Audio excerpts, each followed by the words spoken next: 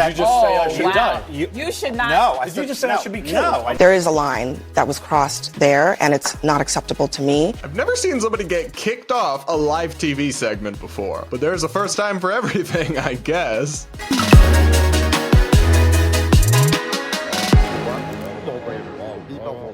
We're going to break down a wild segment on CNN that resulted in the Republican panelist getting booted off of the show in real time, and so much more. On today's episode of the Brad vs. Everyone podcast, my daily show where I take on the craziest ideas from across the internet and across our politics, all from an independent perspective. So CNN's Abby Phillips hosts a nightly news show where she has these roundtables, and she actually has a wide diversity of guests, including Republicans and far-left progressives and mainstream Democrats, and they go at it and they argue quite vociferously.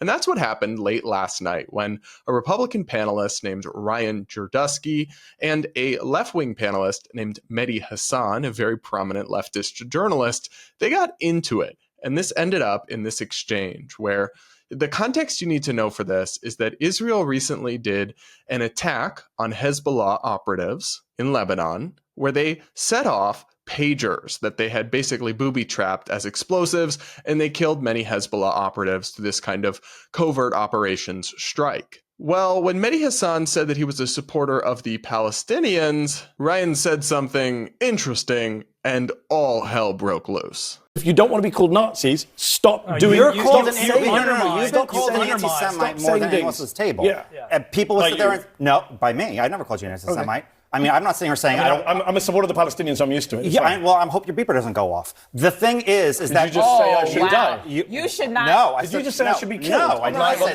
that. No, I did not say that. Hold on. Did your guest just say I should be killed? On live TV? I said I hope Guys, you don't... let me just stop. You said you hope my beeper doesn't go off. Because you said I'm a big supporter of the Palestinians. Of Hamas? Guys, let me stop. Palestinians. Are you a supporter Am I of what? Hamas? No, of course I'm not. I apologize. Are you a racist, violent person inciting violence against Ryan, That's disgusting. that is completely... No, I apologize. Good job, CNN. Let's have first block say the Muslim guy should be blown up on TV. Don't say then I apologize. You literally... I thought he said Hamas. You didn't think I said Hamas. I said I supported Palestinian rights. Yes, I did. Why? Because when you hear What's Palestinian, funny is Rudy Giuliani said this yesterday, so you're a great guest to be here to defend Rudy Giuliani.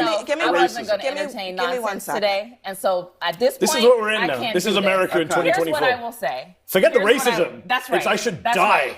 I didn't say that. You said, die. what does beeper mean? Don't give me your faint ignorance. I did not say you should die. Why did you say with my beeper go? So what did you mean? What did you mean by the beeper? So what did you mean? What did you mean by the beeper? No, you didn't. You said, I hope your beeper doesn't go off. Ryan, stop talking. At least have the guts to support your racist comment. Hang on. I'm so sorry. So I'm going to give my take on this situation in a second, but first the host, Abby Phillips, when they came back from commercial break, here's what she had to say, and Ryan was noticeably no longer on the panel. We're back here, and before we get started, I want to just address what happened in the last segment. And first, I want to apologize to Mehdi Hasan for what was said at this table. It was completely unacceptable. When we get this discussion started, you'll see that Ryan is not at the table. There is a line that was crossed there, and it's not acceptable to me. It's not acceptable to us at this network. We want discussion. We want people who disagree with each other to talk to each other. But when you cross the line of a complete lack of civility, that is not going to happen here on this show. It's a heated time. We're in the middle of a political season. We are 8 days from a presidential election.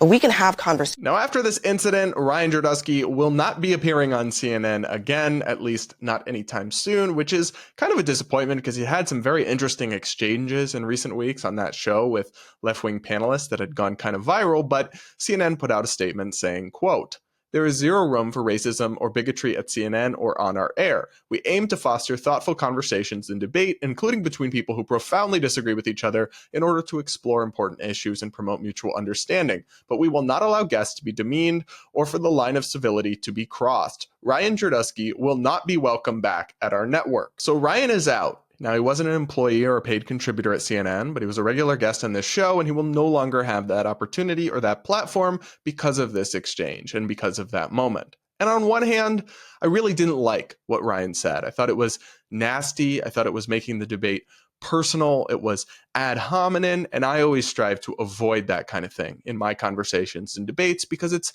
not constructive. And then, of course, it's kind of flippant about an attack that, whether you think it was justified or not, did result in civilian deaths. And you're talking about people exploding. I mean, it was meant as a joke, so I do have to roll my eyes a little bit at the idea that he incited violence. He did not. It was clearly a flippant remark and a joke. Now, I would never have said such a thing. I think it's a gross thing to say, but they are being a bit over the top in their reaction. That said, it's a really bad look from Ryan. It's a big mistake. He shouldn't have gone there, and he should have stuck to the substance of the argument.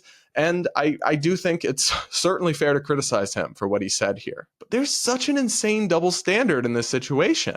I mean, that CNN statement talked about how they don't let people cross the line of civility or demean others. Excuse me?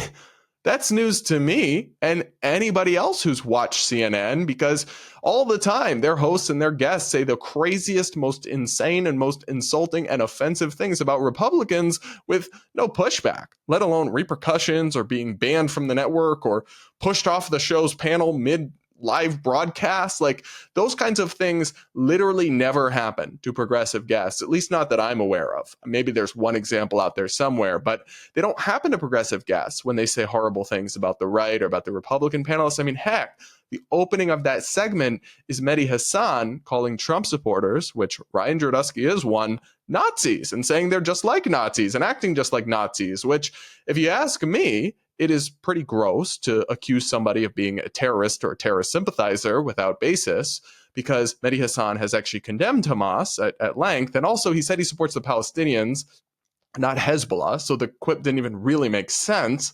I do think it's gross, though, to throw out those accusations against somebody just willy-nilly. It's also gross to call everyone that disagrees with you a Nazi, a reference to the most evil person in all of human history, basically, who killed 6 million Jewish people. And you can casually throw that around and demean people, and that doesn't cross any lines or get you kicked off a broadcast.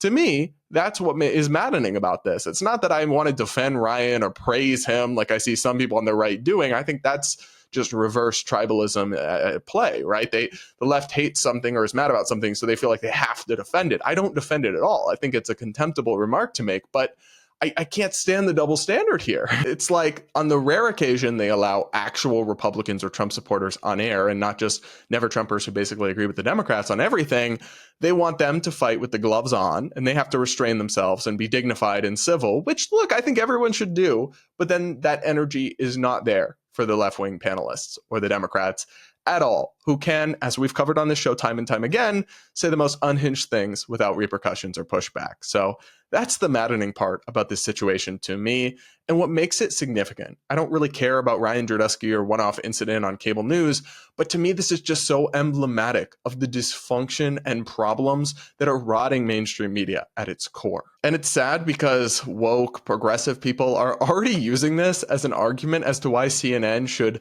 stop having any Trump supporters or real Republicans on air, even though they already do that pretty rarely.